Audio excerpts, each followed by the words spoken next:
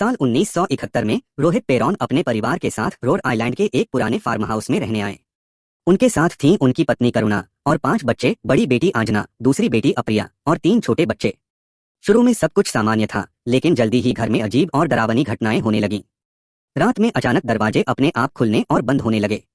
घर में छुपी हुई चीजें गिरने लगीं, सीढ़ियां चरमरा उठतीं और बच्चों की डरावनी आवाजें सुनाई देने लगीं। छोटी अप्रिया बार बार कहती, घर में एक बूढ़ा आदमी है जो मुझे डराता है। परिवार के सदस्य बहुत डर गए, लेकिन वे समझ नहीं पा रहे थे कि क्या हो रहा है। रोहित और करुणा ने मदद के लिए पैरानॉर्मल इन्वेस्टिगेटर्स एड वर्मन और उनकी पत्नी लॉरेट वर्मन से संपर्क किया। एड और लॉरेट ने जैसे ही घर में कदम रखा, उन्होंने महसूस किया कि यह कोई सामान्य मामला नहीं है।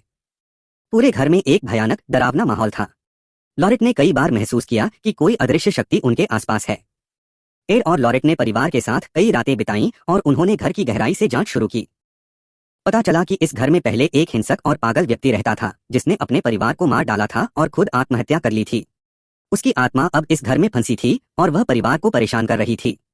धीरे धीरे डरावनी घटनाएं और भी जोर पकड़ने लगीं। एक रात जब परिवार सो रहा था, तो अचानक घर के सारे बिजली के बल्ब फट गए। रोहित को किसी अदृश्य शक्ति ने पकड़ लिया और वह बेहोश हो गया। करुणा ने भी भूतिया आवाजें सुनी और बच्चों की हालत खराब हो गई।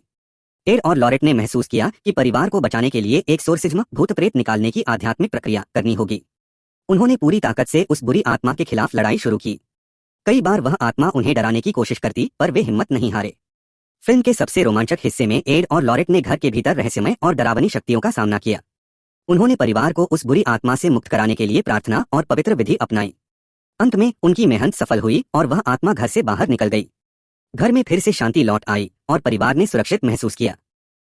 रोहित, करुणा, आंजना और अप्रिया ने उस भयानक अनुभव को भुलाने की कोशिश की, लेकिन उनका जीवन हमेशा के लिए बदल